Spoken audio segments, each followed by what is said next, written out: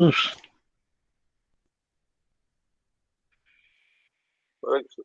vamos começar mais uma aula sobre as utopias, tendo como aula hoje a segunda parte da Utopia de Thomas Moros. Nós já fizemos uma exposição da primeira parte, presencial com os alunos, fizemos uma exposição geral sobre a problemática das utopias, o significado das utopias, uma visão, né, distorcida também das mesmas. Nós tentamos aqui desconstruir essa visão negativa, aligerada, apressada, sem fundamento sobre as utopias, chamando-as, né, de ilusões, fantasias, visões fantasmagóricas. E nós vimos aqui que utopia não se trata disso. A utopia é uma crítica sociopolítica de uma dada época ou a uma dada sociedade. Os utopistas são críticos do seu tempo. É uma negação de um tipo de sociedade, tirar esse tipo de sociedade e colocar um outro modelo com outros ideais, com outros princípios normativos, né? Com outros princípios éticos. É precisamente nessa direção que se coloca a utopia de Thomas Moros. Nós vamos tratar hoje da segunda parte. Eu vou, como é um curso também, uma disciplina de formação, eu vou ler passagens da segunda parte. No próximo encontro, na próxima terça, nós iremos trabalhar a Cidade do Sol de Campanella.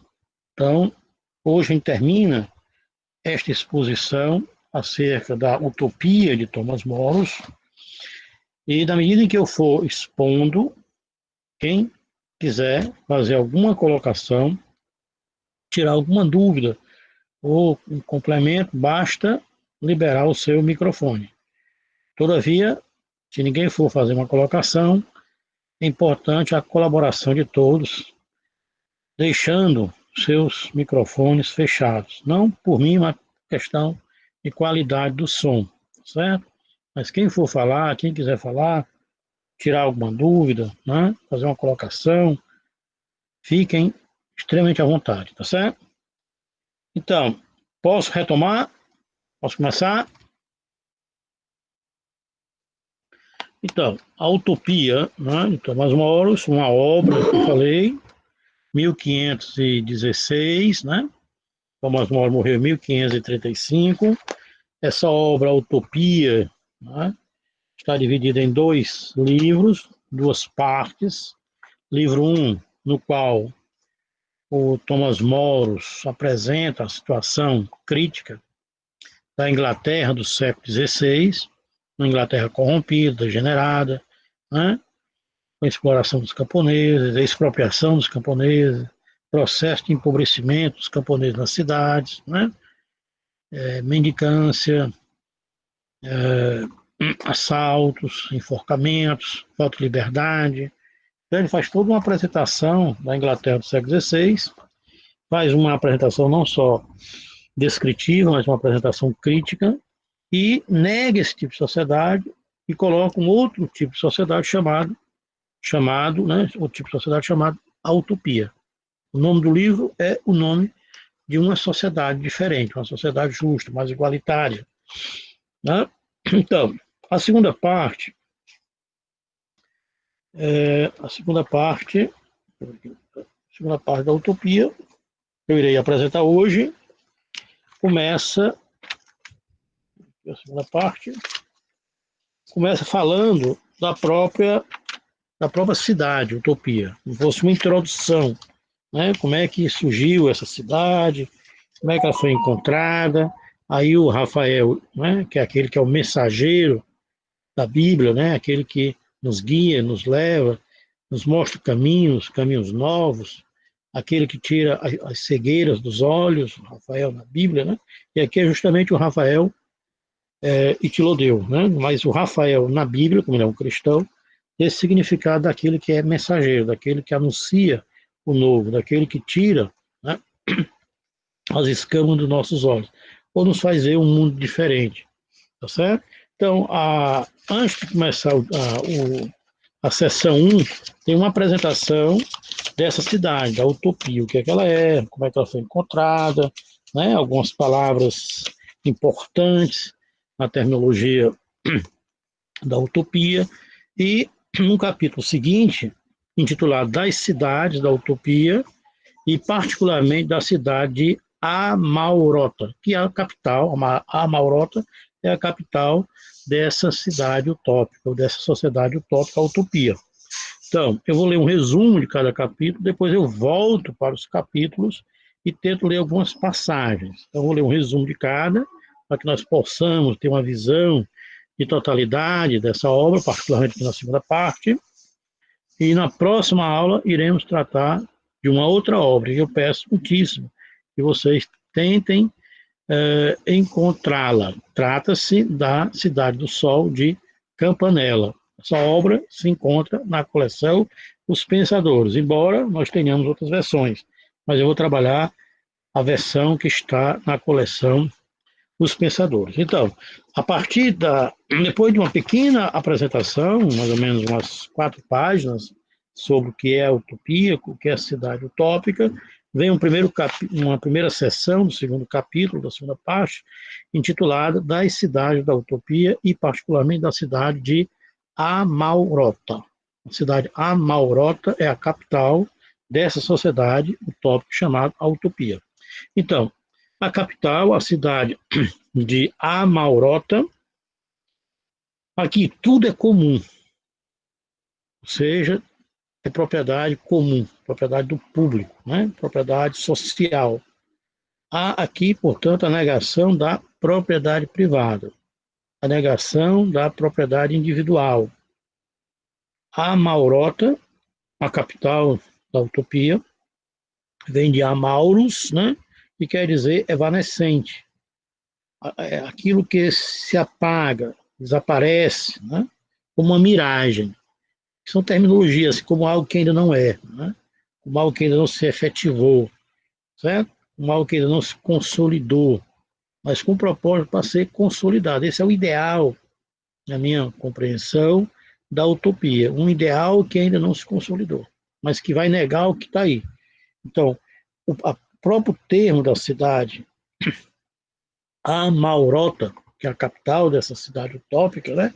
Que vem do grego de amauros, certo? Significa justamente aquilo que se apaga, né? Aquilo que desaparece, aquilo que é como se fosse e não fosse, quase uma miragem, certo? O rio dessa cidade utópica, da utopia, chama-se Anidra, do grego anidros. A, prefixo negação, e nidros quer dizer água, a negação da água, ou seja, o rio sem água, né? O rio que não tem água. Esse é particularmente o primeiro capítulo tratando da cidade, né, principal da utopia. Depois vem um capítulo titulado Os Magistrados. E aqui fala, vamos dizer assim, da estrutura dessa cidade utópica. Como é que ela está estruturada? Ela tá organizada e estruturada por famílias. 30 famílias elegem um representante que o Mauro chama de filarca. Filarca quer dizer um representante, como se fosse um representante de 10 famílias. E 10 filarcas, 10 representantes, escolhem um protofilarca, como se fosse um representante de cada 10. E todos os filarcas escolhem um príncipe ou um presidente, né, que tem um poder vitalício. Protofilarcas são eleitos, né, todos os anos. E aqui também, nesse capítulo sobre os magistrados, um capítulo pequeno, também é anunciada uma crítica ao dinheiro, né, e às profissões inúteis, né, as profissões não úteis. Porque, né, você está numa sociedade em processo de transição, do feudalismo para o capitalismo, período aí do mercantilismo, e a questão da prata, do ouro, do dinheiro, né, praticamente como se fosse o centro das relações humanas. E aqui é uma crítica, né, essa supervalorização do dinheiro em detrimento da sociedade, em detrimento do homem, etc. Né? Aí depois desse capítulo intitulado dos magistrados, tem um outro capítulo, uma seção, né, dessa segunda parte, intitulada das artes e ofícios. Aqui todos os habitantes se dedicam à agricultura, que era típica, né, atividade típica da época, também a outras atividades, como tecer, né, atividade de pedreiro, oleiro, carpinteiro, ferreiro, ou seja, não ter uma monoatividade, ter uma múltipla atividade. E é interessante essa defesa do Moros, né, que os indivíduos ou os utopianos têm não só uma monoatividade, ou seja, não têm só uma atividade exclusiva, mas eles têm também outras atividades, né? Exercem outras profissões, outras artes. Né? Isso é muito importante, nós pensarmos na sociedade capitalista, que vai se desenvolver plenamente a partir, né, do século XVI, XVII em diante, os indivíduos são reduzidos a uma monoatividade, a uma atividade única, né, que é mecânica, repetitiva, ou seja, nós não temos múltiplas capacidades. Nossas capacidades são reduzidas a uma capacidade só. As nossas capacidades são atrofiadas, não são estimuladas, desenvolvidas, etc. Até aqui, na utopia, os indivíduos têm uma atividade, têm uma profissão, mas são estimulados a fazerem outras atividades. Se nós olharmos na Europa, acho que está nos Estados Unidos também, isso é muito visível. As crianças, os jovens, além de ter uma formação escolar, como nós temos aqui, né, no ensino Fundamental 1, ensino Fundamental 2, no ensino médio, no antigo primeiro grau e segundo grau, nós temos meramente uma formação escolar, aprender a ler, escrever, né, contar, etc. Mas não temos uma formação de carpintaria, uma formação de eletricista, de encanador, é como se nós não soubéssemos fazer quase nada. E, na verdade, isso é uma visão preconceituosa, né, que vem desde a colônia com o trabalho manual, com o trabalho prático. Né, quer dizer, quem vai para a escola não pode, como se não pudesse ter uma atividade prática, não pudesse conhecer o mundo. Né. Isso, de uma certa forma, nos deixa assim, lacunal, nos deixa limitado, porque nós não sabemos montar algo, né, não sabemos construir nada. Nós temos uma formação assim, intelectual, mas ao mesmo tempo ela é muito limitada. Né? Não é no modelo grego, onde as pessoas tinham uma formação também física, né? Uma formação na música, uma formação prática, uma formação teorética.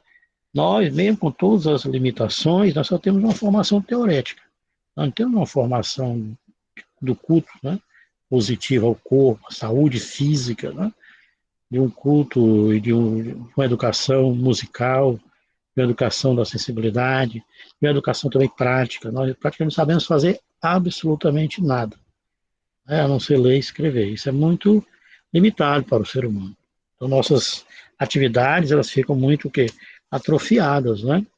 E a gente joga as atividades para o trabalho manual, para o trabalhador, e a gente acaba também tendo preconceito, né, com essas atividades, que na verdade são atividades necessárias para a gente ter uma relação comum, ter uma relação com a ciência, relação com a técnica, né?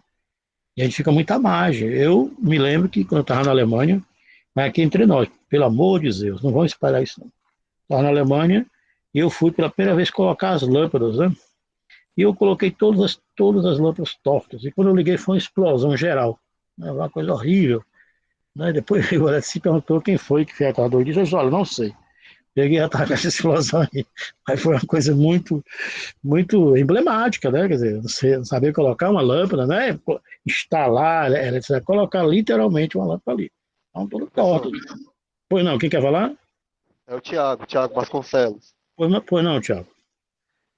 Eu penso até que, de alguma forma, mesmo com todas as críticas ao sistema de educação no ensino médio, Hum, agora envolvendo a questão do ensino técnico, por exemplo, eu tenho um filho que ele faz, ao mesmo tempo, ele tem as disciplinas e, ao mesmo tempo, ele faz técnico em informática na mesma escola.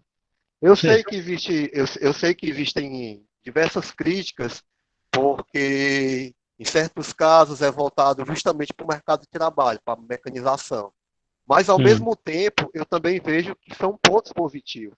Por exemplo, quando o senhor falou da lâmpada, eu me lembro, esses dias que eu estou Esse aqui é em off, desempregado, viu? Não vai espalhar, não. pois é, Viu? esses dias que eu estou desempregado, eu comecei a trabalhar com meu pai de servente.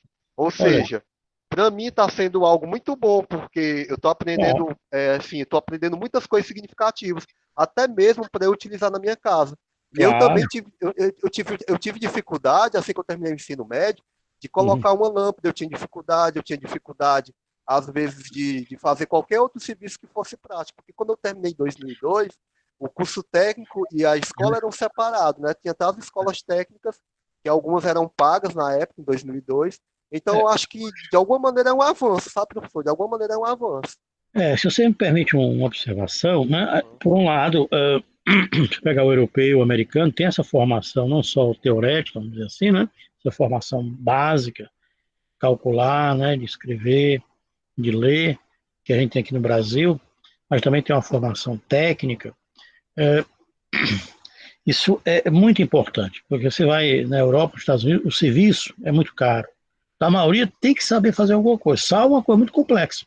Geralmente a pessoa sabe cozinhar, sabe montar uma estante, você entra, rapaz, quando é que tu comprou isso? Não, foi o meu que fiz. E é verdade, não é com a mal feita, né? Se a gente fizer, der um sopro, cai uma estante, tá certo? Ou se for colocar uma lâmpada, é papocar, como no meu caso, né? Então, assim, porque o serviço é muito caro, né? Então, as pessoas também têm que saber sobreviver no mundo, saber lidar com o mundo. E nós temos uma deficiência muito grande no Brasil. É só uma formação escolar, de ler, de escrever, né? E olha, e contar, vamos dizer assim, no sentido mais geral, né? Claro que com profundidade aí durante o ensino fundamental e o ensino médio. O problema do ensino técnico hoje é que o pessoal quer uma visão tecnicista, né?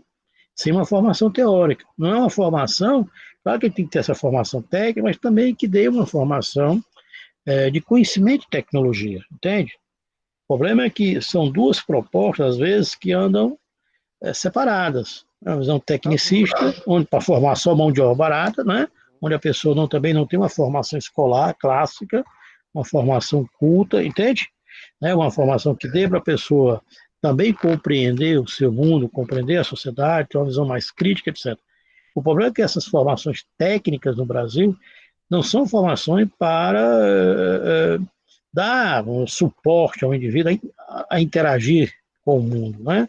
A ter imersão com o mundo, a conhecer técnicas, conhecer tecnologias, não ficar alheio à ciência.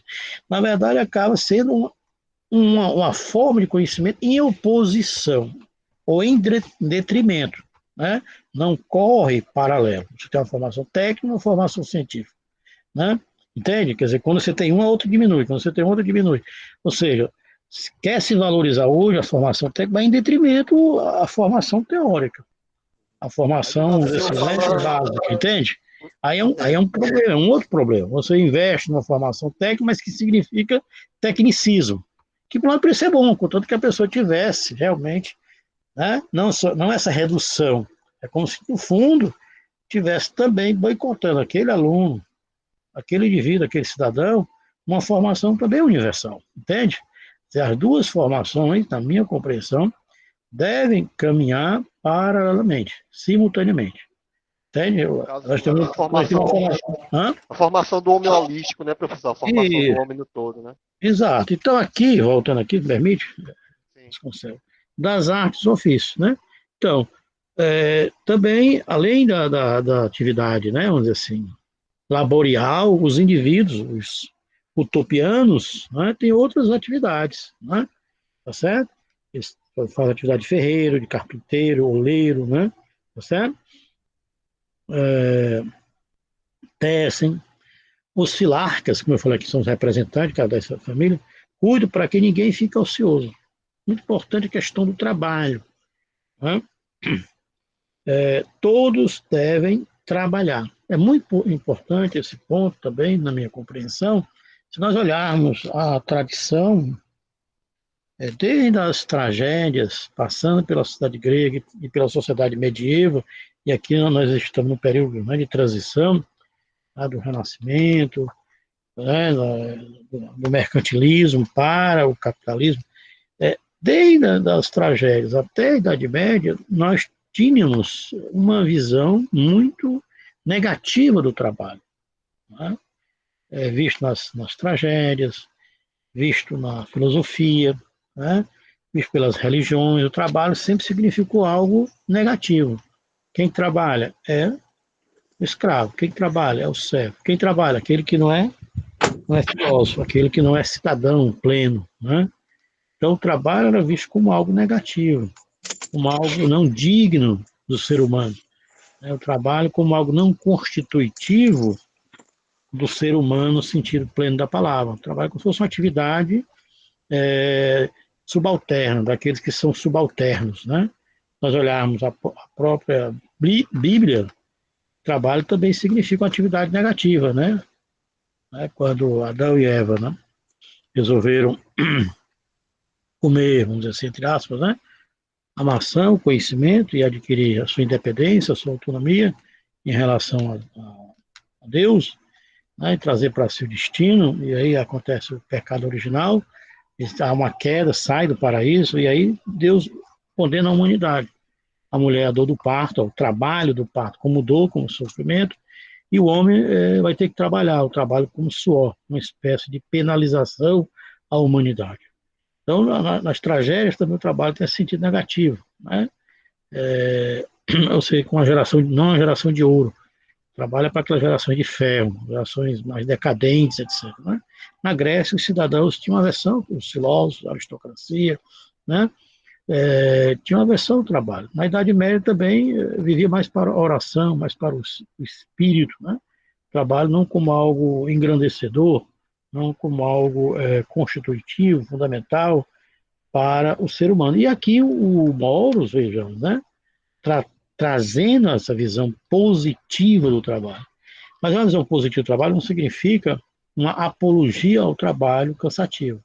Não é uma apologia ao trabalho explorador, né? Não é um trabalho que explora, que nega, né? Que arruína material e espiritualmente o ser humano. Porque eles todos devem trabalhar.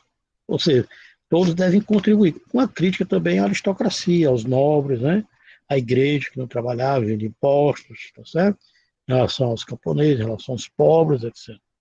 Nós formamos uma sociedade, a sociedade não pode ser sem a cooperação do trabalho.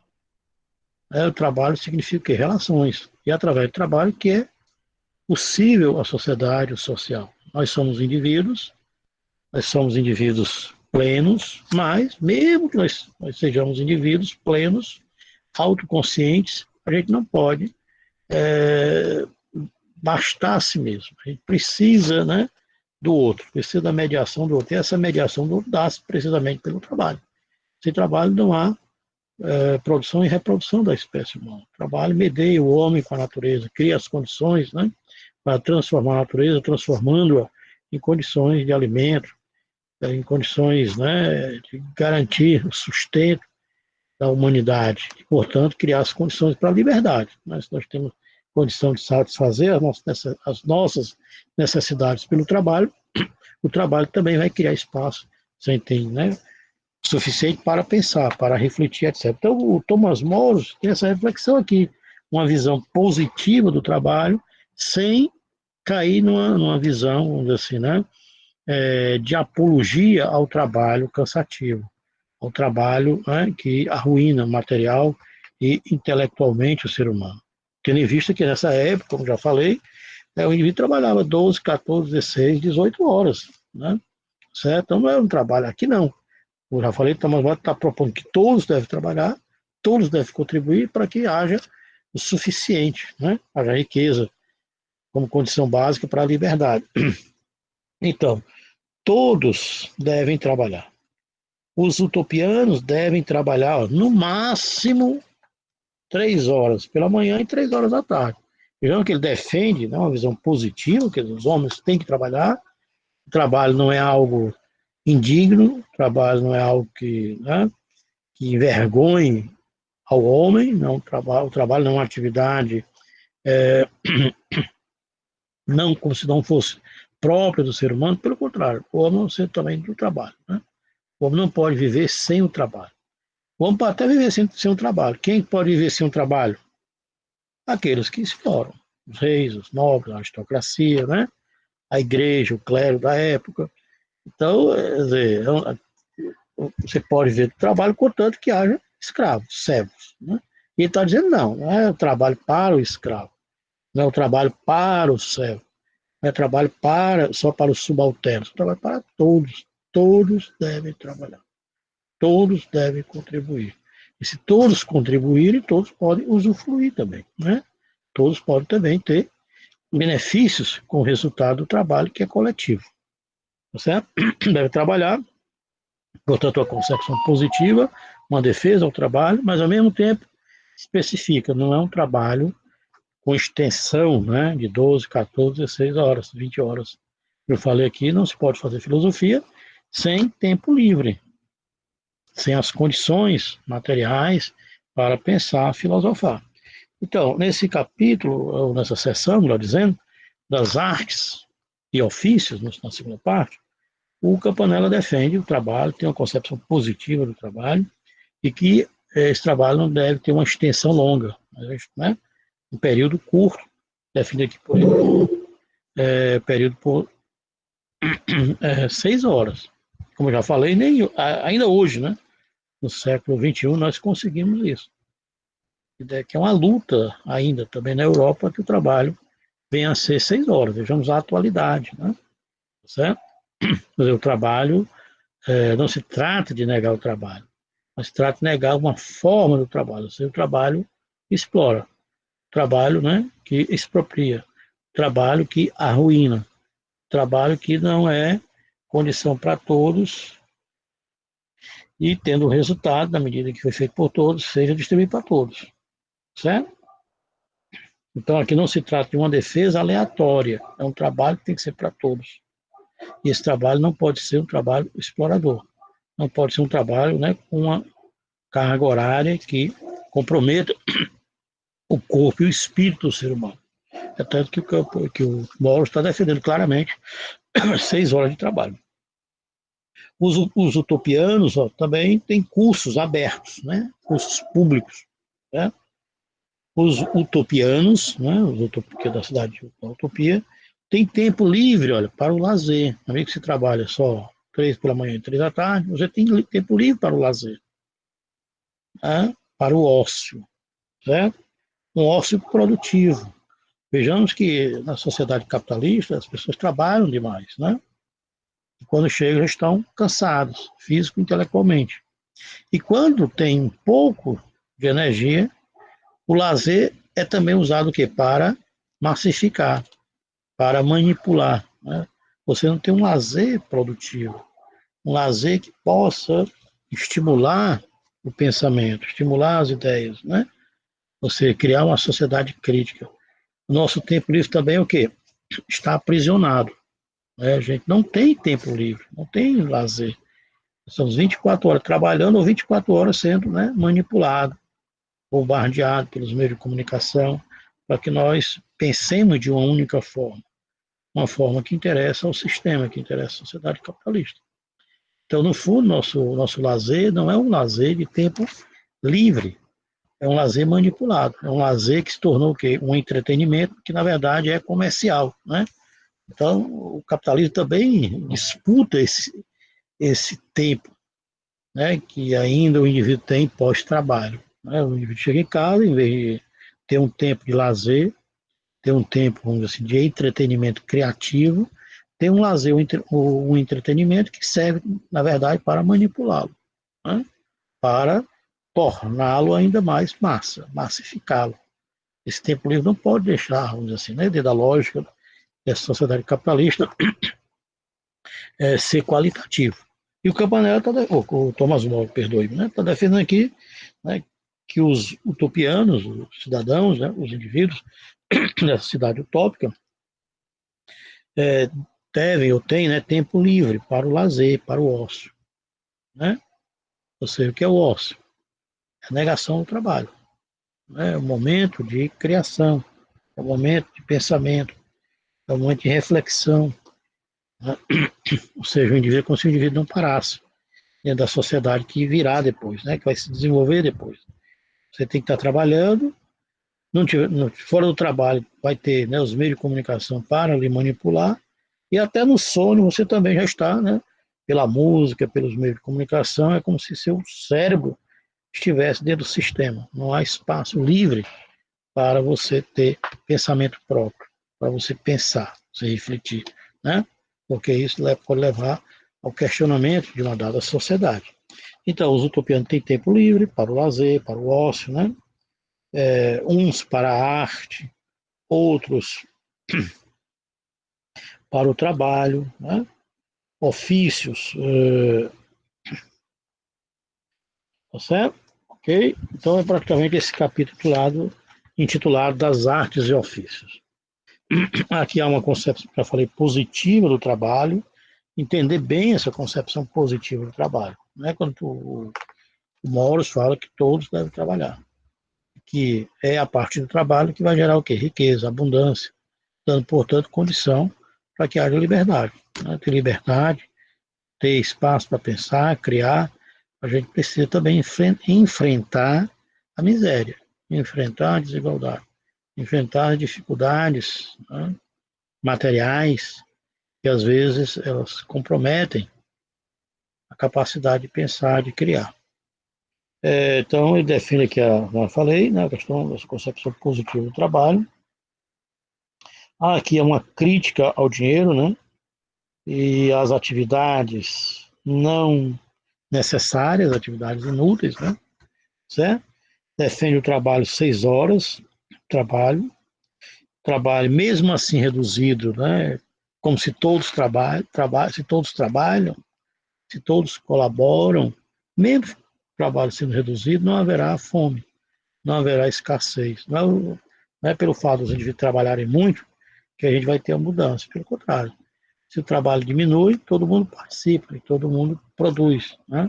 E com todo mundo produzindo, há abundância para todos. Havendo abundância, havendo, né, o suficiente para todos, não há necessidade de ambição, não há necessidade de acúmulo de riqueza. Então, o trabalho produz, né, abundantemente. Todos devem trabalhar, certo?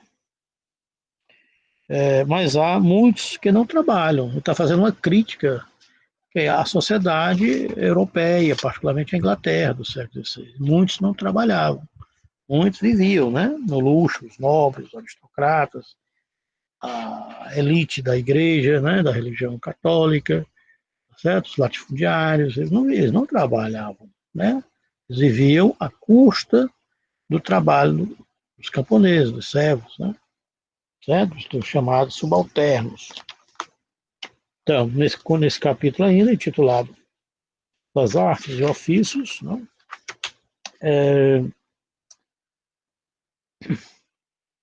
Vai falar um pouco do príncipe, né? Que é o Ademos, sem povo, ou seja, sem governados, né? Quer dizer, que ele fala Ademos, a negação, demos, povo, sem povo. Sem povo aqui não é que não tenha povo, é dizer que não tem dominados, não tem subalternos, né? Certo?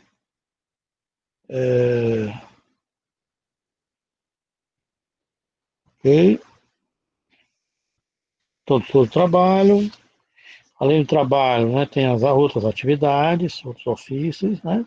Ou seja, que há aqueles que trabalham, não tem só um trabalho manual, mas tem também espaço para o trabalho intelectual. E aqueles que têm trabalho intelectual também devem ter um trabalho material ou prático, né? Ou seja, que o trabalho material, prático e o trabalho intelectual não devem estar separados. Né? Nós olharmos uma sociedade de classe, uma sociedade em que há desigualdade social, como uma sociedade escravista, uma sociedade, né, feudal, onde havia servo, ou uma sociedade capitalista, onde há trabalhadores, né? Há essa dicotomia, essa separação entre o trabalho intelectual e o trabalho manual, o trabalho material, o trabalho empírico. Ou as pessoas só trabalham empiricamente, manualmente, e aí, com o tempo, né, vai perdendo a sua capacidade de reflexão, perdendo a sua capacidade de pensar de uma forma mais complexa, e vai tendo, né, apenas uma relação assim, imediata, simplista com o mundo. e aqueles que têm uma relação mais, um trabalho mais intelectual, mas também não tem relação com o mundo, né? Não cria, não transforma a natureza, etc. Aí vem uma outra seção do capítulo 2 com um outro tópico intitulado, né, das relações mútuas entre os cidadãos. Aqui o Thomas More, né, fala que a cidade é composta de famílias, cada cidade tem em média 6.000 famílias, cada família tem 10 a 16 membros, os pais, os responsáveis pela família, né, buscam no mercado, né, o mercado onde as coisas produzidas ficam, né, alojadas, né, buscam no mercado só o que é necessário para satisfazer sua família.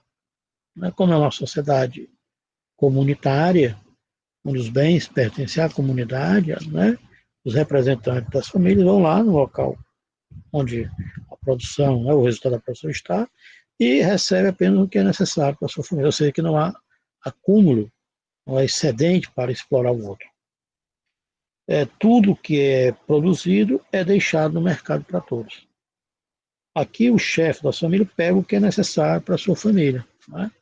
Vejamos que a gente vive hoje do supérfluo, desnecessário. Né? A pessoa tem 200 sapatos, 300 camisas, 499 blusas. Para que isso? Veja, tudo que o mercado lhe oferece, você compra, compra, compra, você vai acabar explodindo, né? Como se comprar fosse poder, né? Consumir fosse ser. E o ser não havendo espaço para o ser. Então, cada família só pega o que é necessário, ela não pega o excedente. Porque se há produção, e a produção aqui ela é coletiva, e há abundância, não há necessidade para ter ambição, para ter acúmulo de bens. Né? Não compensa acumular, não tem justificativo, não tem fundamento para isso. Aí tem uma outra seção intitulada Das Viagens dos Utopianos. Né? Ele fala aqui dessa república utopiana, ou da utopia, onde não há, novamente, né, não há aqui, muito interessante, prostituição. Bonita, não há prostituição. Nem miséria, pois tudo é repartido. É uma obra de 1516, né, e escrito por um filósofo católico, que depois vai ser, né, canonizado em 1886 pelo Papa Pio XI, como eu já falei aqui. Né?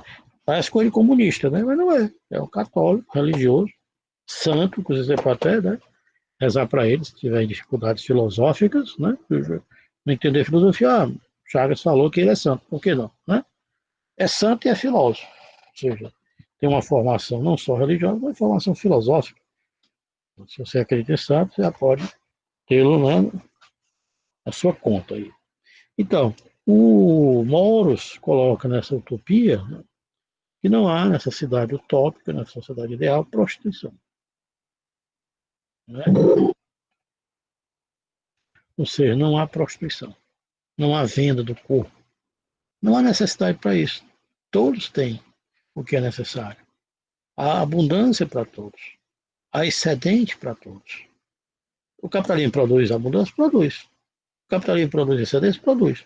Só que essa excedência da abundância não é distribuída, né? Ela é usada como o quê? Como para ter poder, para sobrepor os outros. Então, na utopia não há miséria, por isso, pois tudo é repartido, tudo é colocado como condição, olha, para o bem-estar. Tudo é colocado como condição para a felicidade de todos. Eu estou aqui, não, estou aqui, né, parafraseando de uma forma mais sintética o pensamento de Thomas More, certo? Aí ele fala, o bem-estar é importante na sociedade capitalista.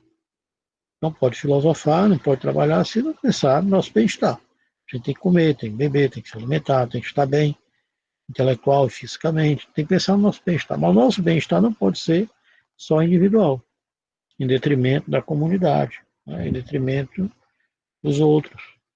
Eu não posso ter o meu bem-estar negando o bem-estar do outro. Eu não posso pensar no meu bem-estar manipulando os outros. Né? onde a minha felicidade coloca em xeque a felicidade do outro. É falta de ética, falta de grandeza existencial. Quando eu, né, condiciono a minha felicidade, o meu bem-estar, negando o bem-estar do outro, negando a felicidade do outro. E na sociedade capitalista, se você olhar, por exemplo, até algumas religiões também voltadas hoje muito mais para o consumo, e tendo o mercado como se fosse um espaço divino, né? Que você pediu o mercado vai te dar, vai garantir o seu bem-estar, mas é garantir um bem-estar preocupado apenas com o indivíduo isolado, apenas o indivíduo consigo mesmo. Obrigado, doutor. Ou seja, não há uma preocupação com o bem-estar de todos, né?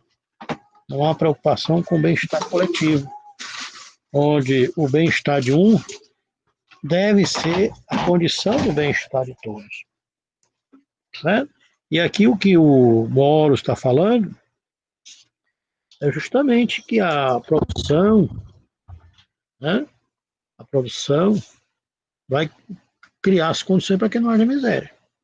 A produção, o excedente, a riqueza, vai criar a condição para que as pessoas não se prostituam, seja fisicamente, seja intelectualmente, né? Vendendo seu corpo ou vendendo seu espírito. E que essa riqueza, essa produção é a condição para o bem-estar não de um, ou de alguns em detrimento dos outros, como é na nossa sociedade. Na sociedade, cada um está preocupado apenas com o seu bem-estar. Preocupado, cada um está preocupado apenas consigo mesmo, né? Certo? E pede a Deus para realizar seus interesses, mas não tem uma preocupação com o coletivo, não tem uma preocupação com a comunidade, né? É indiferente, é frio, né? Em relação ao bem-estar do outro, também a felicidade do outro. Eu posso ser feliz se a pessoa, né, tem consciência, negando a felicidade do outro, né? Negando o bem-estar do outro. Porque as pessoas são felizes ou têm um bem-estar, mas têm uma relação cínica, né?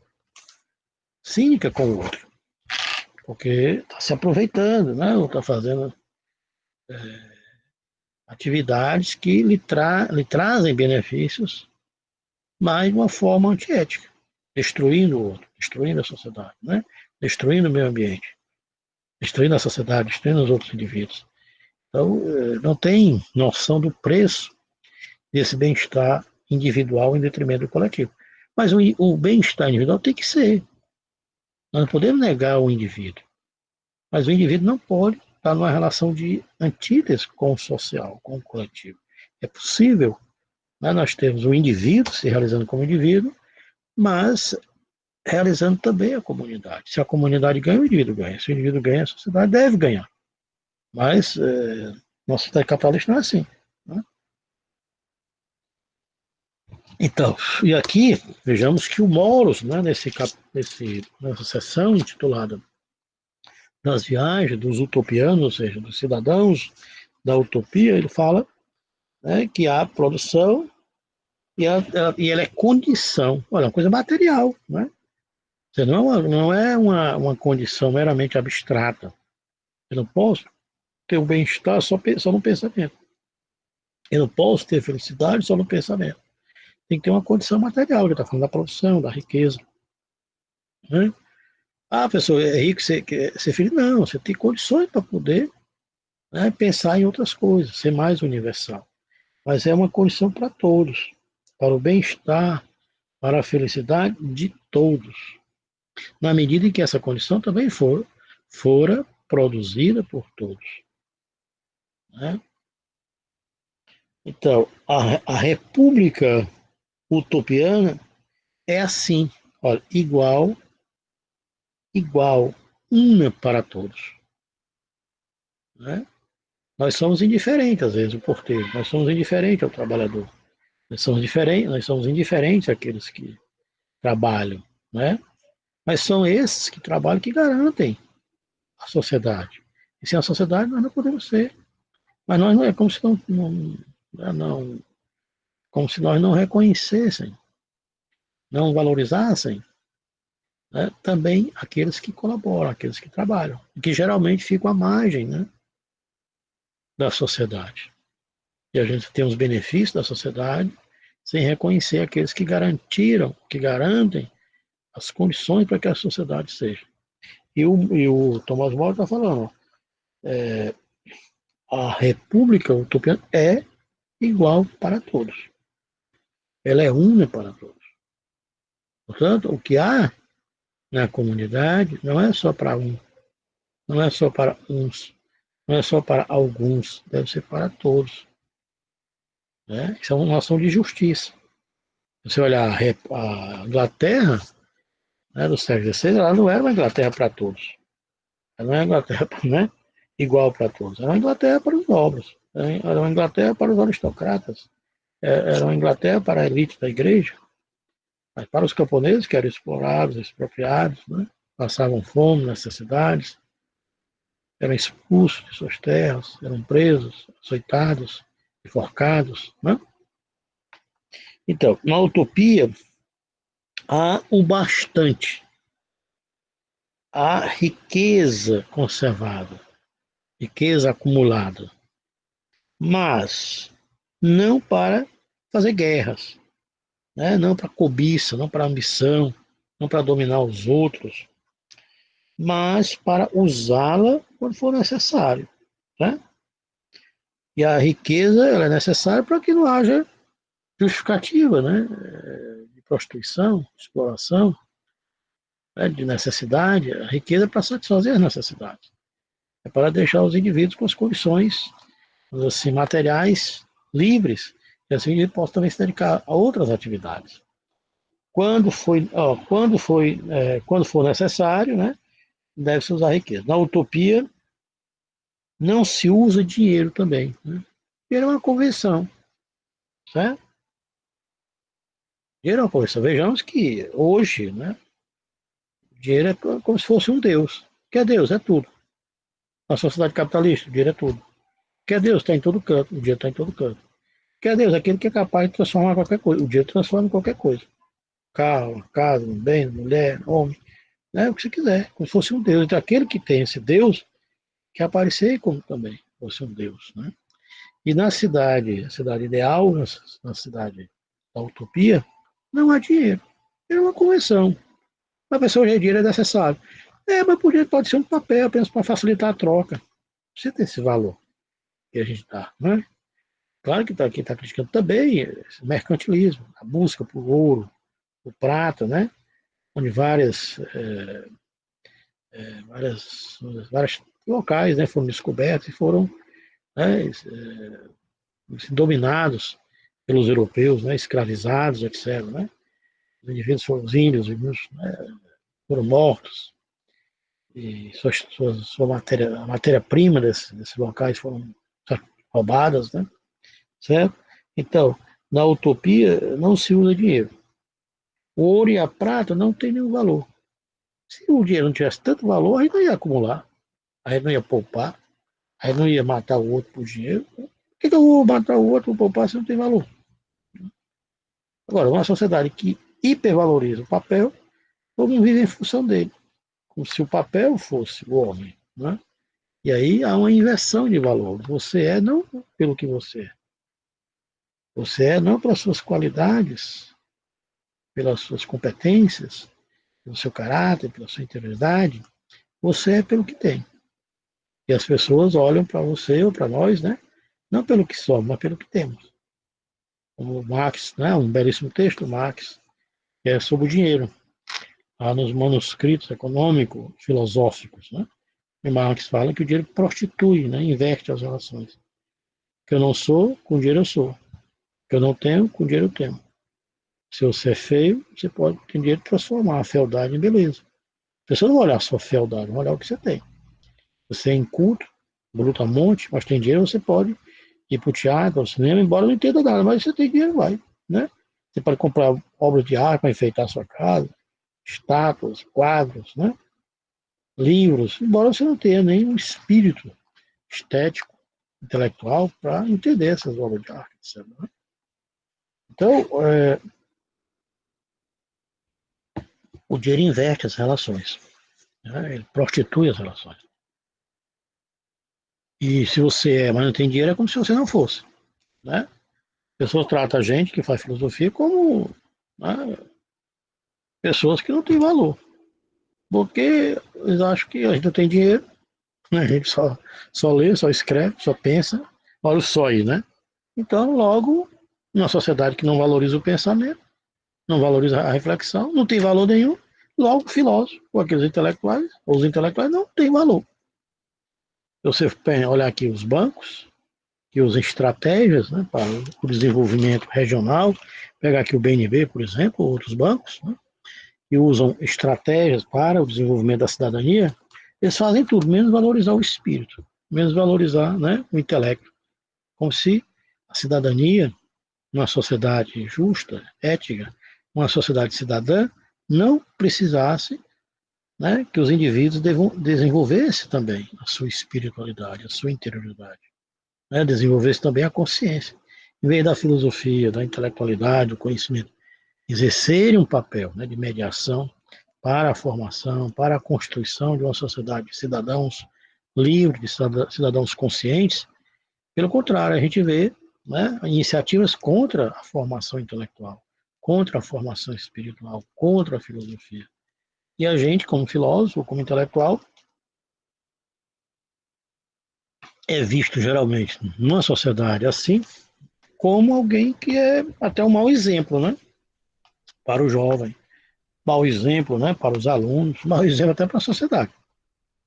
Se você tiver interesse, né, em alguma coisa, você que é filósofo, as pessoas a tratam a gente com certo desdém, né? É aquele que é despossuído, é aquele que não tem posse, é aquele que não tem bens, é aquele que não tem valor nenhum. Por que não tem valor nenhum? É porque uma sociedade não valoriza o pensamento, né? Não valoriza as ideias, né? A sociedade não valoriza o espírito, como se o ser humano fosse só um ser material, só um ser corpóreo, só um ser, né, do trabalho no sentido material, no sentido manual, como se nós não fôssemos também um ser espiritual, um ser também intelectual, um ser também de consciência, que a formação deveria ser tomada pelo contrário, em primeira instância. E aí entrariam a filosofia, né? Entrariam as humanas, entrariam a ciência, para, né, como importância para a formação do indivíduo. À medida que o indivíduo tem consciência, ele vai respeitar as leis. À medida que o indivíduo tem consciência, ele vai respeitar o outro, né? Ele vai reconhecer também o outro. Ele vai saber a importância do outro, a importância da sociedade. Vai ter outro tipo de atitude, não essas atitudes truculentas, mesquinhas, egoístas, né? Em detrimento da sociedade, em detrimento do outro. Vejam, e o Thomas More, que está na utopia, o dinheiro não tem valor. Ouro e prata não exercem funções importantes aqui nessa cidade. Né? Na utopia, olha aí, olha outra coisa interessante. Na utopia, nessa cidade utópica, ideal, tudo é público. Tudo é público. Nela não há prostituição, nem miséria. E tudo é repartido. Né? Tudo que é produzido olha, é condição para o bem-estar de todos, para a felicidade de todos. Como é que é no capitalismo? A felicidade de um é em detrimento da felicidade dos outros. O sucesso de um é em detrimento do fracasso dos outros. Né? Como é que nós somos formados nas escolas? Como é que nós somos formados na universidade? Nós somos formados para a concorrência, né? Para eliminar o outro, para destruir o outro, para humilhar o outro. Né? Ou seja, minha formação não é para cooperar, ajudar, somar com o outro. Né? Quer dizer, um entendimento que se eu destruo o outro, né, eu sou mais forte, né? Eu sou melhor. Uma visão que deveria ser o contrário. Se eu contribuo para o outro, se eu ajudo o outro, eu sou o melhor. Né? Ou seja, e quem coopera se torna forte. Vejamos que tinha uma noção, né, até na seleção das espécies, que aqueles que são mais fortes, aqueles que lutam, que negam o outro, vão sobreviver. Hoje, ao contrário, aquelas espécies que colaboram com outras têm mais chance de sobrevivência. Aquelas que trabalham em cooperação se fortalecem. né, se fortalecem.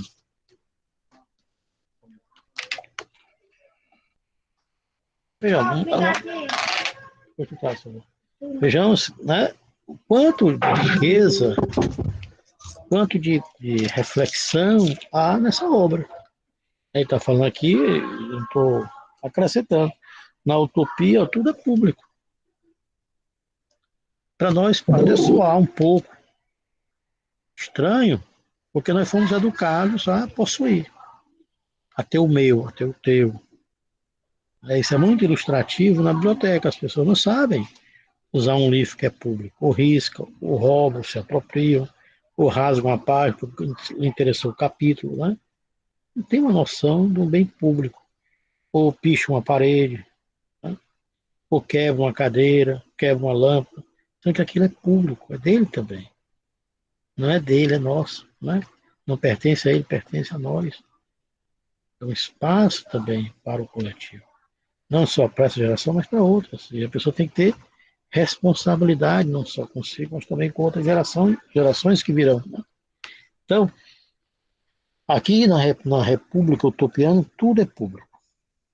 Não há prostituição, não há miséria, tudo é repartido e tudo é condição para o bem-estar de todos. Né?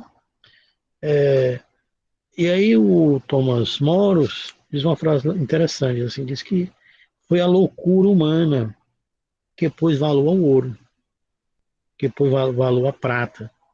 Ele está falando aqui, né, do mercantilismo, muita busca pelo ouro, pela prata, né? Pelo dinheiro, vamos dizer hoje, pelo dinheiro, pelo capital. Né? Ou seja, uma crítica aqui ao uso do metal, do ouro, da prata, né? Que são, na utopia, inúteis. Tem. Não tem valor, para que eu vou matar o outro? Para que eu vou viver em função, né, de prata, de ouro, de dinheiro, né?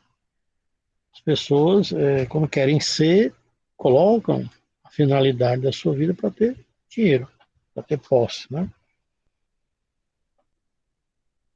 Para ter bens. E aí esquece que existem outros valores importantes e muito mais importantes do que o valor do dinheiro, né? Que é um papel, é uma convenção, né? Então há uma crítica ao dinheiro aqui, né, nessa sessão, muito, e às vezes repete, né, essas críticas ao dinheiro, à propriedade, mas aqui é muito ilustrativo nessa sessão das viagens dos utopianos, a crítica ao dinheiro, a crítica à prata, a crítica ao ouro, ou seja, aos metais, né, chamados metais preciosos, né, certo? A primeira coisa que a pessoa pergunta a gente, né, quando quer conhecer, o que é que você tem? Né? Você tem um carro, tem isso, tem aquilo, né? Como se aquilo fosse a condição do seu ser. Se as pessoas não perguntam, não estão interessadas com a interioridade, com a espiritualidade, com a reflexividade, mas mais com a aparência, mas com a exterioridade. Né? Então, aqui, uma crítica ao dinheiro, o dinheiro não é necessário como, né, como bem, né? O dinheiro não é útil, como são os bens da natureza. A água é útil, o ar é útil, né? O ar, a água, a terra, são bens necessários. Mas o dinheiro não. É possível, sim, pensar uma sociedade que o dinheiro seja só para facilitar o intercâmbio, né, das coisas. Em vez de levar as coisas nas costas, pela dificuldade, do peso, etc., ele pode ter uma moeda representativa, mas não como um exemplo de poder, não como exemplo, né, de, de domínio, cobiça, de ambição, etc. Na utopia, né, a utopia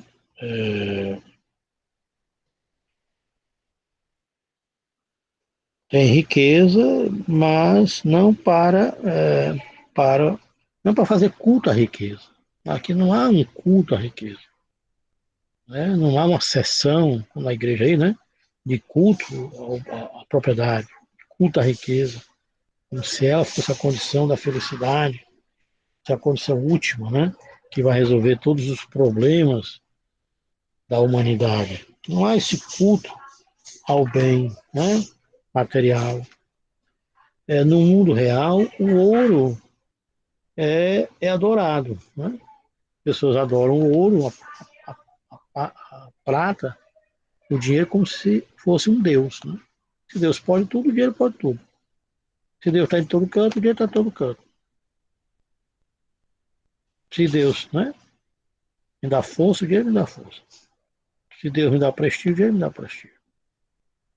Então, não há esse aqui na utopia, essa adoração, essa idolatria, esse culto, né, ao Deus dinheiro. Né? Então, na utopia, a prata, é como se fosse um enfeite qualquer, né? E não, né, um objeto super valorizado, né? A ponto de colocar a humanidade, né, em guerra de todos contra todos. Né? Se quer ver briga entre as pessoas, colocar dinheiro no meio. Né? Então, o ouro não tem valor aqui. É uma sociedade utópica, sociedade dos utopianos, né? Certo? Ou seja, os utopianos são simples, né? São cidadãos simples, certo? Eles não têm essa pompa, né? Esse requinte da aparência. São cidadãos simples, vestidos simplesmente, mas não por miséria, mas por valor humano, né? Entende? Quando sai, né? Sai mais enfeitado do que um pássaro, né? Certo? Está disputando o brilho do sol, né? Tantos brincos, colares, né? Roupas, etc. Então, os utopianos, eles são simples, se vestem simplesmente. Mas não porque sejam pobres. Né? Se você se vestir simplesmente, ou não andar com um anel, né? De formatura, as pessoas pensam que você não é doutor. Se você não andar de gravata, as pessoas pensam que você não sabe. Né? Se você não tiver um discurso rebuscado, que as pessoas não entendam, as pessoas pensam que você não é intelectual. Ser intelectual é falar de uma forma que ninguém me entenda. Se eu não entendo algo, o outro é inteligente. Não é isso. Né? Eu não preciso ser também usando artifícios externos, como é na nossa sociedade. As joias, ó, as pratas, os ouros, são objetos de brincar aqui para as crianças, são enfeites. Mas não há essa idolatria ao ouro, à, à prata, né? Ao metal. Certo? Então, os utopianos desprezam o ouro. Bonito, né? Desprezam. O estímulo na utopia não é para o ouro. Certo? Olha aí, né? O estímulo na utopia não é o ouro, é o homem. Né? O valor maior que a sociedade utópica dá não, não é para os metais, e sim para o próprio homem. Né? Os homens se submetem, né? Os homens se submetem àquele que tem dinheiro. O dinheiro é poder, então a pessoa acha que pelo fato de ter dinheiro, tem poder e deve submeter os outros a ele. Né? Mas é um poder falso, é um poder ilusório, é um poder que não tem grandeza. O outro está reconhecendo ele não por ele, né? Mas pelo que ele tem externo a ele, né? Não pela grandeza dessa pessoa. Então, os utopianos não veneram, né? Não veneram o dinheiro, nem pessoas ricas, né? Certo? Veneram o homem em geral. A maioria trabalha, né? Antigamente a maioria trabalha e uma minoria se dedica ao trabalho intelectual. A ideia aqui é que as pessoas tenham um trabalho manual, trabalho material, mas também tenham atividades intelectivas. E quem tem atividades intelectuais, deve também ter uma atividade material, manual. E até positiva para o nosso cérebro. Né? O nosso cérebro precisa de diversidade. Por que as pessoas caducam? Por que as pessoas ficam, né, com o pensamento envelhecido? Porque o nosso pensamento precisa ser, em uma determinada idade, uma certa altura, fazer atividades diversas. Atividades para as quais nosso cérebro seja desafiado, seja instigado. Ah, mas eu leio. Sim, mas você está acostumado, seu cérebro só faz isso. Ah, eu escrevo, seu cérebro só faz isso. Não é pelo fato de ler, de escrever, de estudar, que seu cérebro vai estar ativo. Nós precisamos também fazer atividades diversas, né, para rejuvenescer a nossa capacidade de pensar, de refletir. Então, nessa sessão que eu estou falando, repetindo, das viagens dos utopianos. Né? Então, aí vai falar que a felicidade, né, os utopianos, né, para os utopianos a alma é imortal, né, ele era um cristão, para ele a alma é imortal, existe vida pós-mortal, né, e os utopianos acreditam na imortalidade da alma, acreditam em Deus, embora a concepção de Deus pode ser diversa. E as pessoas têm que ter tolerância religiosa. Vejamos, também é um tema importante hoje, né? O meu Deus não precisa ser o teu Deus. Né? A minha religião não precisa não ser a tua religião. A tua religião não é a verdade. O teu Deus não é o Deus. Mas respeitar os outros. Então, o que o Mauro está falando aqui, né? O respeito à diversidade religiosa. Certo? A felicidade está no prazer. Mas o prazer não é um prazer só libidinoso. É o prazer também da saúde do corpo. É o prazer também espiritual, não só espiritual, mas material no sentido de ter um corpo saudável, né? De saúde também material. Então, viver para o prazer, que deve, né, ser desprezado, viver para o prazer, que, que segundo, viver para o prazer, agora eu escrevi aqui, não deu para.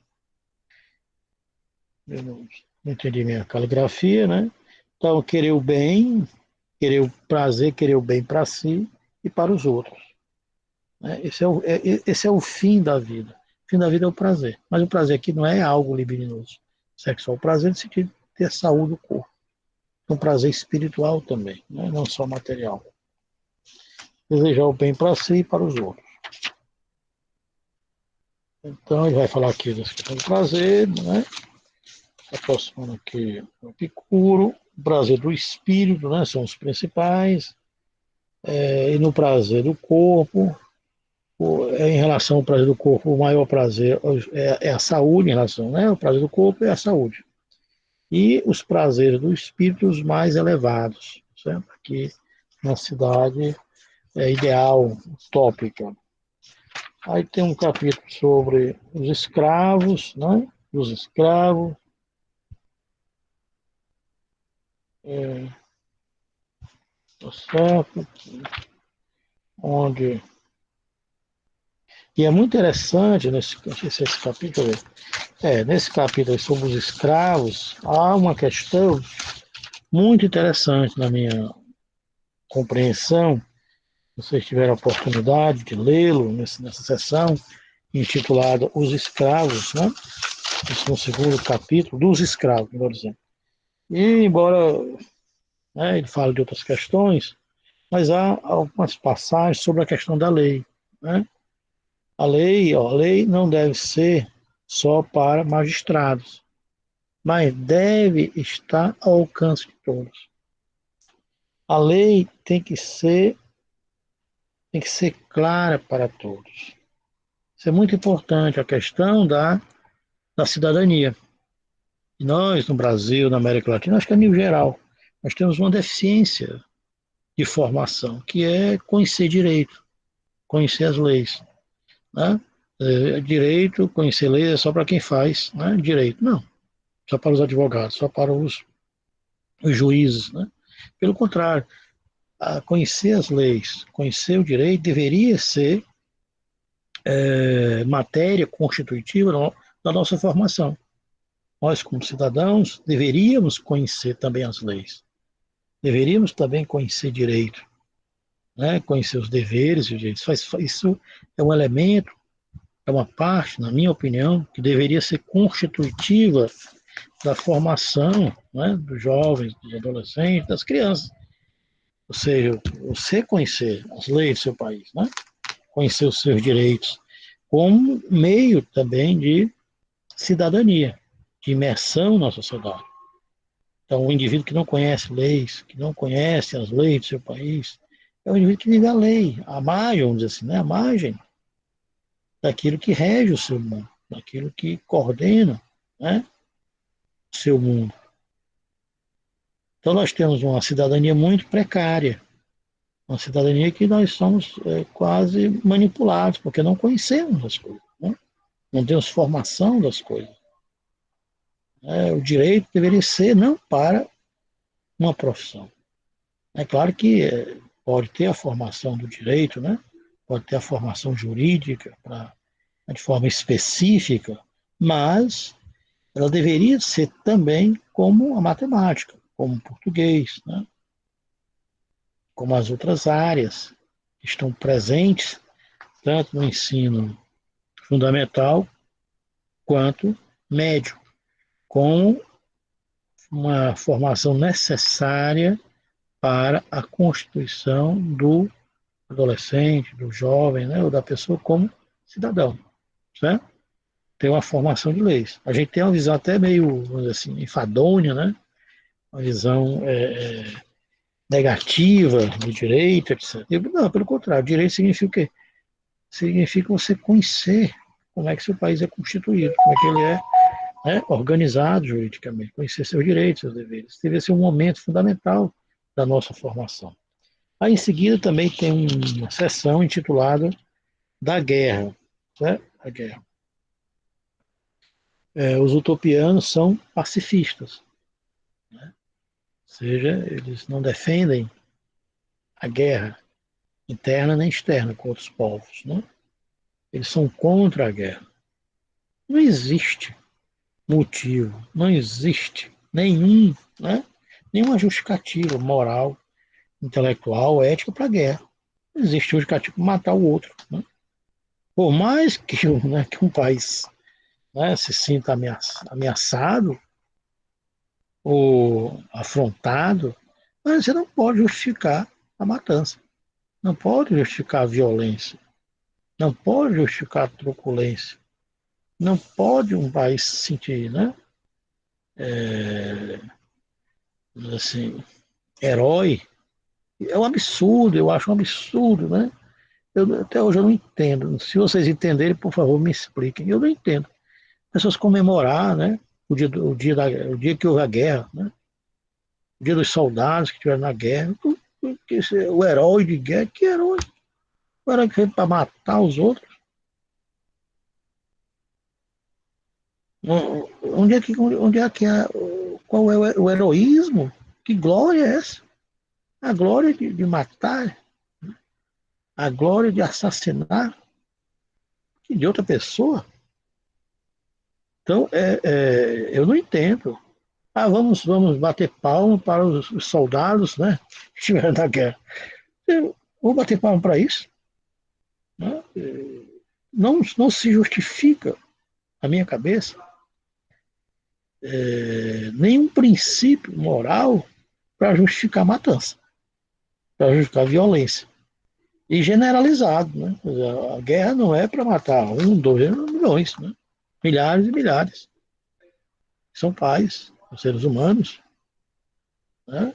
Então, eu fico até envergonhado quando vejo essas comemorações, né, de medalhas, né, de honra aos soldados, né, aos que estiveram na frente das guerras, defender o pai. Não defender em que sentido? Né? Uma coisa irracional, desumana, brutal, e nós não podemos corroborar como intelectual, como pensadores, essas manifestações, né? O dia do soldado, o dia da guerra, o dia do fronte, né? Quer dizer, deve ser comemorado assim, no sentido da gente se sentir, né, comovido, da gente sentir dor, né? Sentir vergonha, né, da nossa história, por ter teve uma guerra. Aí eu entenderia um dia de reflexão, né? De pesar, né? De pensamento, de reflexão, mas comemorar, se sentir feliz, honrar, presentear, né? Dar patentes. Isso para mim é muito esquisito, muito estranho. Como também nos colégios, né? Nas crianças, valorizar essas pseudos vitórias, esses pseudos heroísmos, né? A gente acaba formando o jovem, que na verdade é uma deformação, né? Certo? Não há que comemorar, né? Vamos comemorar a nossa vitória por ter matado. Não é uma vitória justa, né? Não tem o que comemorar. Pelo contrário, nós temos que comemorar, mas no sentido crítico, né? No sentido de reflexão, de pensamento, o que significa uma guerra, o que significa violência, em nome de quê, para quê. Né? Nós somos feitos para entrar em entendimento, né? Em negociação, em acordo. Violência é o ato selvagem, né? O ato bárbaro. Por que eu vou bater palma para a barbárie, para o aspecto mais, né, negativo da raça humana? Então, aqui é um capítulo, né, sobre a guerra e, como eu falei, os utopianos não entram em guerra. Eles entrariam em guerra, no último caso, se fosse para se defender, na autodefesa, né? Só fazem a guerra se for para se autodefender, contra invasões, vamos dizer assim. Mas eles são pacifistas. Né? Isso parece romântico. Não, é uma questão importante. Né? Por exemplo, o Gandhi, né? Não ter estimulado a guerra, a violência, pode parecer ingênuo, mas é importante como humanista. Eu não posso combater violência, eu não posso combater, né, a morte levando os indivíduos para a guerra, por fome. Né? Tem que ter outros mecanismos assim, né, de convencimento, de respeito, de convivência humana. Então, só, só fazem guerra para se defender, no caso aqui, os utopianos. Né? Os utopianos são pacifistas, são contra a guerra. A vitória maior, olha aí, muito bonito isso aqui. Ó. A vitória maior não é a vitória de um contra o outro na guerra. Né? A vitória maior é pelo convencimento, não pela força física, e sim pela força da razão. Né? É isso que nós deveríamos comemorar quando não houve guerra, quando houve o que? Né? Capacidade, né? De conversa, de diálogo, do convencimento, do uso da razão. Então, é curioso, né? Aqui, a, a utopia, não pela força, mas pelo argumento, pelo convencimento, pela razão. Isso é bonito, né? Quer dizer, a vitória não é pela força, pela imposição. Aí tem um capítulo também que é sobre as religiões, a utopia, que hoje é interessante, né? A gente vive uma guerra contra as outras religiões, é o último capítulo, né? Onde vai falar que as religiões são diversas. Não existe uma única concepção de Deus. Você não falou com Deus. Você não foi, né, autorizado por Deus para dizer que ele é assim. Se você foi, você me diga. Olha, Deus falou comigo, me autorizou a dizer que ele é desse jeito e quem pensa diferente de mim não tem Deus. Se ele realmente fez isso, deixou uma carta para você, né? Autorizando você falar só de um jeito, tudo bem. Mas não. Né? Como você vê Deus, é obrigado o outro necessariamente vê-lo assim. E aí, aqui na utopia de Thomas More, deve haver religião, né? Deve ter crença, né? Era crente, né? Ele era católico, mas as religiões devem ser diversas. E elas devem ser o quê? Devem ser toleradas, né? Veja que o Thomas More está falando que numa época extremamente, né, perigosa, onde a Igreja Católica se colocava como a única verdade. Né? E quem falasse diferente, né, ficava numa situação de risco, ou ser preso, ou ser decapitado, não é o caso que vai ser decapitado, né? Ou ir para a fogueira. Né? Então, falar de religião, até hoje, né, se você falar em determinados colégios, determinados locais contra a religião, as pessoas já te condenam, não te escutam mais. Né? Não há tolerância religiosa.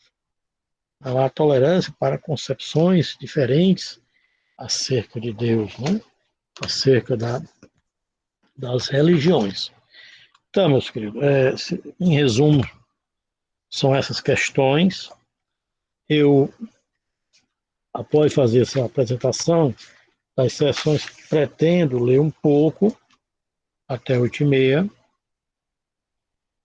e a gente termina. Ou então a gente pode terminar aqui e vocês fariam uma leitura em casa dessa segunda sessão e na próxima terça, antes de eu começar a exposição da Cidade do Sol de Campanella, vocês fariam algumas colocações, caso, né? Mas a obra, é claro, eu creio que com essas exposições, com essas explicações, eu acho que é possível que vocês façam uma boa leitura, uma boa apreensão conteudística da obra A Utopia de Thomas More. Então, há duas possibilidades. Ou nós ficarmos ainda um pouco mais, até 8h30, ou nós terminarmos aqui e vocês fariam a leitura em casa, certo? Fariam a leitura em casa. Vou ver o PDF, tá certo? Para ver quem tiver a Utopia, puder colocar em PDF, né? Colocar no nosso Zap, eu fico muito grato. Então, meu encaminhamento, nós vamos parar aqui e aí ficam dois encaminhamentos. Vocês devem tentar ler essa segunda parte e trazer algum questionamento, não é alguma dúvida. Segundo, nós vamos trabalhar a próxima obra, intitulada A Cidade do Sol. Terceiro, perguntar se vocês querem fazer alguma colocação, querem fazer alguma pergunta, querem fazer algum complemento. Então, se alguém quiser dizer alguma coisa, o que achou, né? Dessas aulas até então, o que achou da Utopia de Thomas More, o que achou da exposição anterior, desta exposição agora. Então, estou abrindo aqui um tempinho para ouvir vocês, caso vocês queiram, né, ou alguém queira dizer alguma coisa, algum complemento, ou algum ponto que você achou interessante, alguma questão que você, né, achou relevante, alguns pontos que tocaram você. Então, gostaria de perguntar se vocês gostariam de falar alguma coisa, dizer alguma coisa, acrescentar alguma coisa. Alguém gostaria de dizer alguma coisa, falar alguma coisa? Teve algum aspecto que lhe chamou a atenção? Algum ponto que você achou relevante? Ou também uma crítica, né, ao Thomas More, ou uma crítica a mim, né, que apresentei os pontos fundamentais dessa obra. Gostaria de falar alguma coisa? Quem quiser falar, liga o seu microfone, se apresenta e fala. Professor Quem é? Anaximandro. Anaximandro, vamos lá, por gentileza. Gostei muito da exposição, eu tinha lido aqui um pouco o texto, não, acho que li todo já o texto, Uhum. mas eu observei algumas limitações do autor, justificada, inclusive, assim, pela questão da época histórica em que ele estava escrevendo, né? Mas a questão de existir escravismo, escravidão numa sociedade utópica, né? Numa sociedade ideal, me chamou a atenção, assim, como incapacidade do autor de imaginar de propor uma sociedade sem escravidão, né?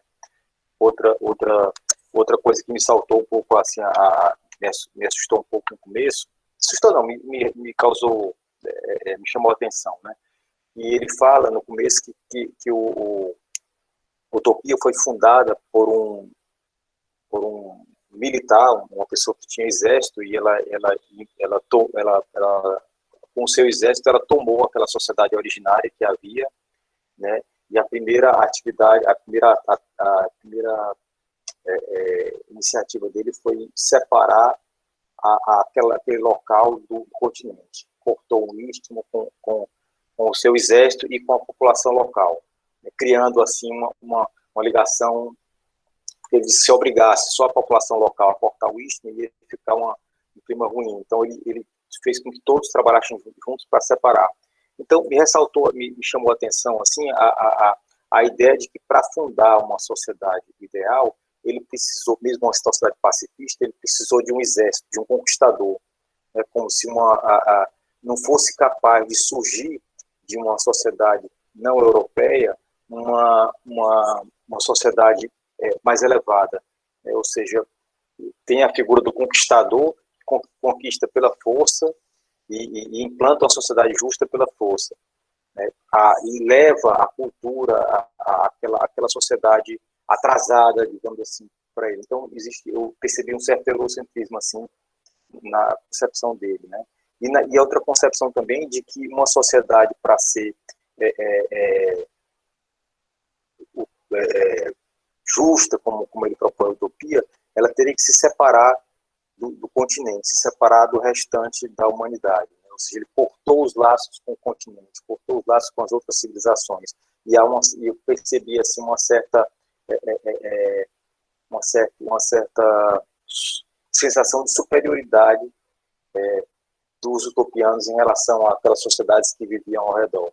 Então me chamou a atenção essas características me chamaram a atenção, mas a obra é fantástica, assim, assim, a gente tem que procurar ver também o lado que chama a atenção pelo lado negativo, mas a questão do valor do trabalho e tal, isso aí foi fantástico. Eu achei de não haver propriedade privada, né, da própria vestimenta das pessoas, né. Outra coisa que chamou a atenção é a extrema rigidez que ele colocou, por exemplo, inclusive na hora das refeições, as mulheres ficavam sentadas todas afastadas da parede e os homens na parede, uma tentativa de engessamento, de rigidez, porque as mulheres podiam precisar atender as crianças, ou ir ao banheiro e tal, e os homens sentados.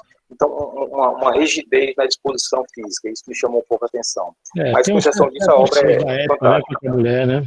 Então, ali tem um certo preconceito contra a mulher, próprio da época, que ele não consegue, né, superar, né? Questão do casamento, né? Que as pessoas têm que ficar, quando vão casar, cada um tem que ficar nu e olhar o outro e tal, depois se veste, né? É uma coisa muito arcaica, né? E também o papel da mulher ali muito problemático, né? Para os nossos tempos. Mas muito bem, Enoque, parabéns.